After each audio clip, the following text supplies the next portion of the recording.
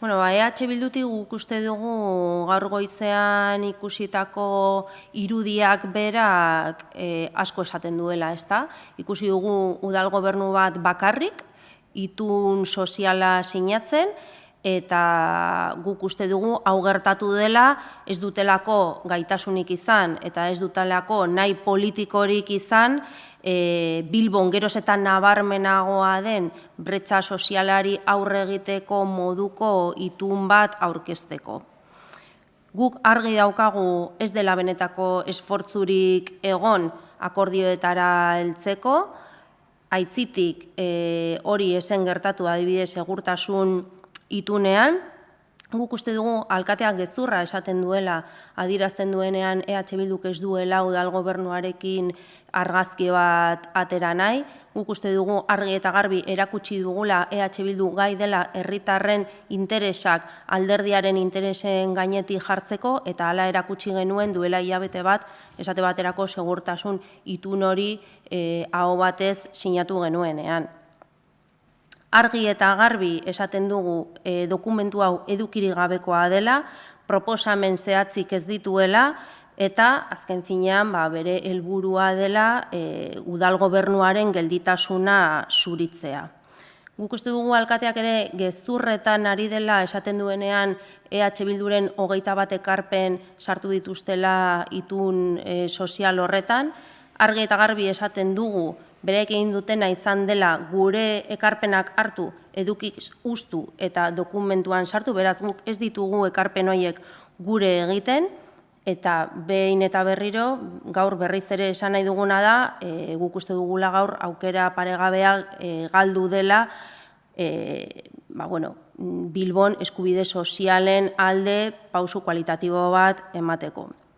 Eta azkenik, alkateak oposizioari eskatzen dizkigun azalpenen aurrean, EH Bildutik argi eta garbi esaten dugu arrazoi garrantzitsuak ditugula itun hau ez sinatzeko, eta guk ez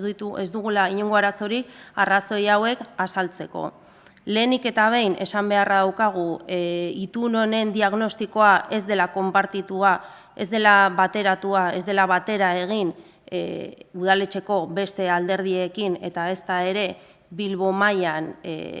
gizarte bazterketaren inguruan lan egiten duten entitateekin, ez da mugimendu sozialekin ere, eta hau garrantzitsua dela uste dugu. Bigarrena da, genero ikuspegiari dagokionez ez dagoela inongo genero ikuspegirik dokumentu honetan, marketing lelo hietaz haratago, agertzen da esate baterako indarkeria matxistaren aurrean tolerantzia zero, baina horren atzean ez dago inongo edukirik, eta hau oso larria da kontuan hartuta emakumea garela pobrezia eta bazterketa tasa handiena pairatzen ditugunak, ezta? Hirugarrenik esatea ez dela zehazten ezer aurrekontuaren inguruan, ez da ere kudeaketa ereduaren inguruan, eta guretzat hau oso estrategikoa da kudeaketaren inguruan eztabaidatzea, ze honek ondorio zuzena ditu zerbitzuen kalitatean, erabiltzaileek jasotzen duten zerbitzu horren kalitatean, eta baita ere gizarte langileen egoeran, ezta? Ondoren,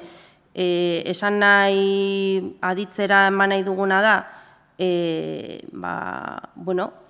argi eta garbi anbizio falta egon dela paktu honen atzean, konkretatzen dituzten gauza bakarrak, zehazten dituzten gauza bakarrak, arauaren betetzearen inguruan zehazten direlako, legeak hala behartuta egin behar dutelako, beraz guk horren atzean anbizio falta izugarria ikusten dugu, eta azkenik esan behar dugu bazterketa soziala dela beti bezala eta beste behin ere ahaztua handiena itun sozial honetan, ezta? Bazterketa sozialen inguruan bakarrik azterketak batzuk aipatzen dira, eta guk uste dugu momentua dela neurri zehatzak eta proposamen zehatzak egiteko gizartearen bazterretan dauden pertsona horiek hemen eta orain hartatzeko, ezta? EH Bildutik bakarrik esatea gu prest gaudela lanean jarraitzeko jarrera eraikitzaile batetik, baina noski ere beti jarrera kritiko batetik,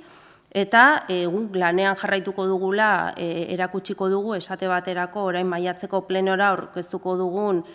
mozio baten bitartez, guk mozio proposamen horretan proposatuko dugu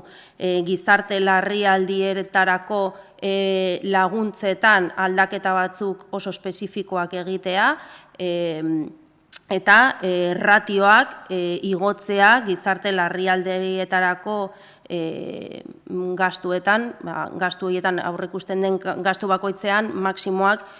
igotzea. Guk uste dugu horrelakoetan erakutsi beharko duela udal gobernuak benetan nahia daukan, nahi politikoa daukan pausoak aurrera emateko, eta gure aldetik besterik ez esatea lanean jarraitzeko prest gaudela eta horretan jarraituko dugula.